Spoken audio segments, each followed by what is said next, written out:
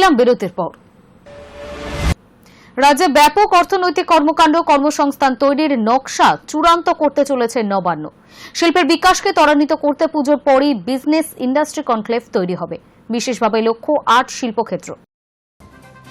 বিশ্ববঙ্গ বাণিজ্য সম্মেলনের পরে গঠিত স্টেট লেভেল ইনভেস্টমেন্ট সিনার্জি কমিটির সঙ্গে মঙ্গলবার পর্যালোচনা বৈঠকে বসেন মুখ্যমন্ত্রী মমতা বন্দ্যোপাধ্যায়। সেখানেই মুখ্যমন্ত্রীর পরামর্শ মতো এই ৮টি ক্ষেত্র বেছে নেওয়া হয়েছে। মুখ্যমন্ত্রী চান প্রকল্পে দ্রুত বাস্তবায়ন। সেই মতো সিদ্ধান্ত হয়েছে পুজোর পরে এই বিশেষ শিল্প সংক্রান্ত কনক্লেভ অনুষ্ঠিত হবে।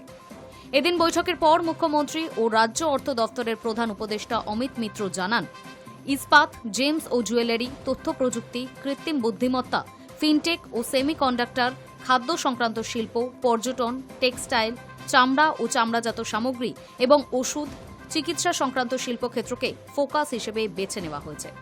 কেন এই শিল্পক্ষেত্রগুলিকে সম্ভাবনাময় বলে মনে করা হচ্ছে তাও জানিয়েছেন অমিত। তার ব্যাখ্যা, শিল্পগুলি বিকাশ, কর্মসংস্থান, রফতানি ক্ষেত্রে ক্ষমতা বৃদ্ধি, রাজ্যের প্রাকৃতিক সম্পদের ক্ষেত্রে সুবিধা এবং আয় বৃদ্ধির ক্ষেত্রে ইতিবাচক ভূমিকা নিতে পারে বলেই মনে করা হচ্ছে। এই শিল্পগুলির বিকাশে একই সঙ্গে স্কিল ডেভেলপমেন্টের ক্ষেত্রটিকেও বিশেষভাবে নজরে রাখা হচ্ছে বলেই জানান অমিত। সিনার্জি কমিটির চেয়ারম্যান মুখ্য সচিব মনোজ পান্থ জানান, মাসে 2 বার করে কমিটির পর্যালোচনা বৈঠক হয়। বিশ্ববঙ্গ বাণিজ্য সম্মেলনে যে শিল্প প্রস্তাবগুলি এসেছিল তার বাস্তবায়নে কোথায় সমস্যা, বিনিয়োগের পথে বাধা দূর করা এবং সেই অনুযায়ী দ্রুত পদক্ষেপ করাই কমিটির মূল কাজ। গত 3 মাসে স্টেট লেভেল ইনভেস্টমেন্ট সিনার্জি কমিটির বৈঠকে মোট 3165টি শিল্প প্রস্তাবে কনসেন্ট অফ স্ট্যাবলিশমেন্ট এবং 369টি প্রস্তাবে কনসেন্ট টু অপারেট ছাড়পত্র দেওয়া হয়েছে বলেই জানান মুখ্য সচিব। Hi news network. ফের সেতু ভেঙে পড়ল গুজরাটে। বুধবার সকালে গুজরাটের ভাডোডোরা জেলায় মহিসাগর নদীর ওপর ভেঙে পড়ল গম্ভীরা সেতু। সেই সময় সেতুর উপরে থাকা অন্তত 4টি গাড়ি নদীতে পড়ে গিয়েছে। এখনো পর্যন্ত এই ঘটনায় 3 জনের মৃত্যুর খবর মিলেছে। আহত হয়েছেন অন্তত 10 জন। বুধবার সকালে গুজরাটের ভাডোডোরা জেলায় মহিসাগর নদীর ওপর ভেঙে পড়েছে গম্ভীরা সেতু। সেই সময় সেতুর উপরে থাকা অন্তত 4টি গাড়ি নদীতে পড়ে গিয়েছে। এখনো পর্যন্ত এই ঘটনায় 3 জনের মৃত্যুর খবর মিলেছে। আহত হয়েছেন অন্তত 10 জন। সরকারি সূত্রে খবর, বুধবার সকাল 7:30 নাগাদ মধ্য গুজরাট ও সৌরাষ্ট্রের মাঝামাঝি পাডরা মুজপুর এলাকায় মহিসাগর নদীর ওপর হুড়মুড়িয়ে ভেঙে পড়ে গম্ভীরা সেতু। প্রত্যক্ষদর্শীদের কথায় ওই সময় একটি ট্রাক, একটি ভ্যান ও 2টি গাড়ি সেতুর উপর দিয়ে নদী পারাপার করছিল। সেতু ভেঙে পড়তেই গাড়িগুলো উপর থেকে সোজা নদীতে গিয়ে পড়ে। সঙ্গে সঙ্গে শুরু হয় উদ্ধার কাজ। এখনো পর্যন্ত 4 জনকে উদ্ধার করা সম্ভব হয়েছে। দেহ মিলেছে 3 জনের। 3 মৃত্যুর বিষয়টি নিশ্চিত করেছেন ভাডোডোরার এসপি রোহন আনন্দ। তবে মৃতের সংখ্যা আরও বাড়তে পারে বলেই আশঙ্কা। আনন্দ কেন্দ্রের সাংসদ মিতেশ পাটেল বলেন, এখনো পর্যন্ত 3টি মৃতদেহ উদ্ধার করা হয়েছে। কয়েকজনকে উদ্ধার করা হয়েছে। উদ্ধার অভিযান এখনো চলছে। ভাডোডোরা এবং আনন্দ 2 জেলায় প্রশাসনিক কর্তারা উদ্ধার অভিযান পরিচালনা করছেন। প্রসঙ্গত 3 বছর আগে 2022 সালে এই গুজরাটেরই মোরবিতে সেতু ভেঙে পড়ে 135 জনের মৃত্যু হয়েছিল। এর আগে সংস্কারের জন্য প্রায় 2 দশক ধরে বন্ধ ছিল ব্রিটিশ আমলে তৈরি ওই সেতু। পুনর্নির্মাণের পর 2022 অক্টোবরে জনসাধারণের জন্য খুলে দেওয়া হয় মোরবি। খোলার 4 দিনের মাথায় 30 অক্টোবর সেতুটি ভেঙে পড়ে। ওই দিন মাচ্ছু নদীর ওপরে ঝুলন্ত সেতুটি দেখতে প্রচুর মানুষ হাজির হয়েছিল। শুধুমাত্র ভেঙে পড়ার দিনই নাকি টিকিট বিক্রি হয়েছিল 3000-এরও বেশি। দুর্ঘটনার সময় সেতুর ওপর ছিলেন 300 জন। তার মধ্যে 135 জনের মৃত্যু ঘটেছে। গুরুতর জখম আরও অনেকে। সেই ঘটনার 3 বছর পর ফের সেতু ভেঙে পড়ল গুজরাটে। Hi news network. গুজরাটের ভাদোদরা জেলায় মহিসাগর নদীর ওপর গম্ভীরা সেতু ভেঙে মৃত্যু 9 জনের। মর্মান্তিক এই দুর্ঘটনায় বুধবার শোক প্রকাশ করলেন প্রধানমন্ত্রী নরেন্দ্র মোদী। মৃতদের পরিবার পিছু ক্ষতিপূরণ বাবদ 2 লক্ষ টাকা ঘোষণা করলেন তিনি। এক স্যান্ডেলে তিনি লেখেন, গুজরাটের ভাদোদরা জেলায় একটি সেতু ভেঙে প্রাণহানির ঘটনা গভীরভাবে দুঃখজনক। এই দুর্ঘটনায় যারা নিজেদের প্রিয়জনদের হারিয়েছেন তাদের প্রতি আমার সমবেদনা। প্রার্থনা করি আহতরা দ্রুত সুস্থ হয়ে উঠুক। একই সঙ্গে জানান, দুর্ঘটনায় নিহতদের পরিবারকে প্রধানমন্ত্রীর তহবিল থেকে 2 লক্ষ টাকা করে আর্থিক সহায়তা ও আহতদের 50,000 টাকা করে দেওয়া হবে। অন্যদিকে ভয়াবহ এই দুর্ঘটনার নেপথ্যে উঠে আসছে গাফিলতির তত্ত্ব।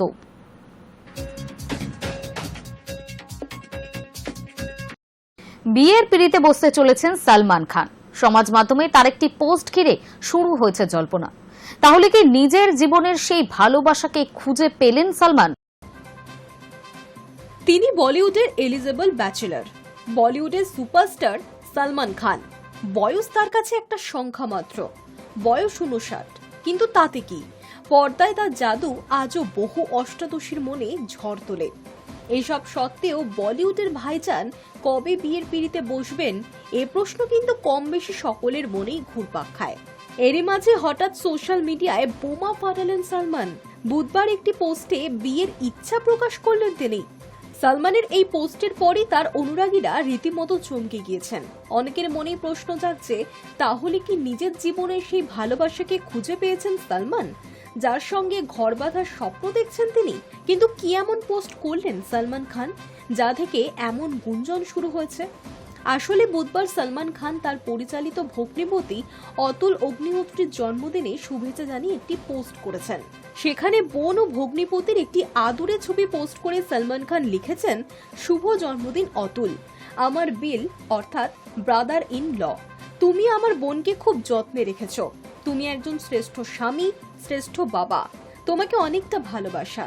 সঙ্গে ভাইজান আরও লিখেছেন, আমিও একদিন সব ভূমিকায় তোমার মতোই একজন শ্রেষ্ঠ হয়ে উঠব।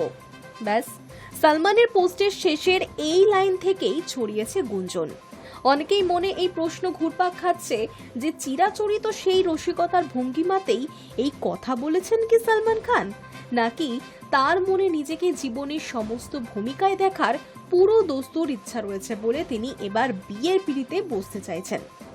উত্তর খুঁজছে নেটপাড়া, হাই নিউজ নেটওয়ার্ক।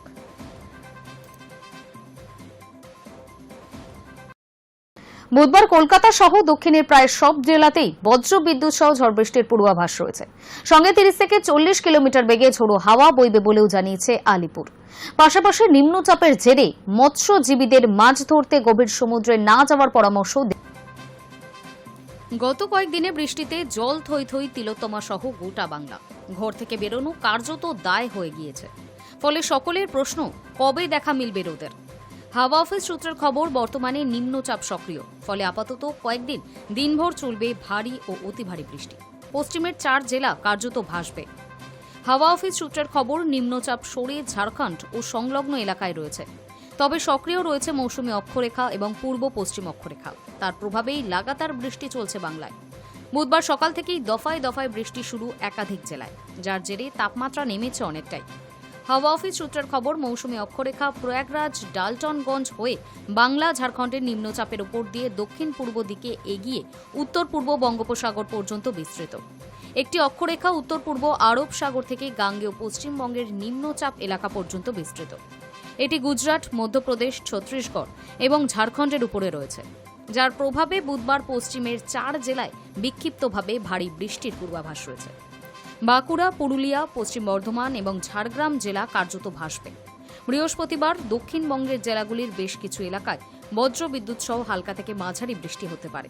শুক্রবার দক্ষিণবঙ্গের জেলাগুলোর কিছু এলাকায় বজ্র বিদ্যুৎ সহ হালকা থেকে মাঝারি বৃষ্টির সম্ভাবনা। শনিবার ও রবিবার দক্ষিণবঙ্গের জেলাগুলির বেশ কিছু এলাকায় বজ্র বিদ্যুৎ সহ হালকা থেকে মাঝারি বৃষ্টি হতে পারে। সোমবার দক্ষিণবঙ্গের জেলাগুলোর বেশিরভাগ এলাকায় বজ্রবিদ্যুৎ সহ হালকা থেকে মাঝারি বৃষ্টি হবে বলেই খবর। বুধবার উত্তরবঙ্গের 2-1 জায়গায় ভারী বৃষ্টি হতে পারে। তবে হাওয়া অফিস সূত্রের খবর, এই সপ্তাহে বৃষ্টি সক্রিয় থাকবে। Hi news network.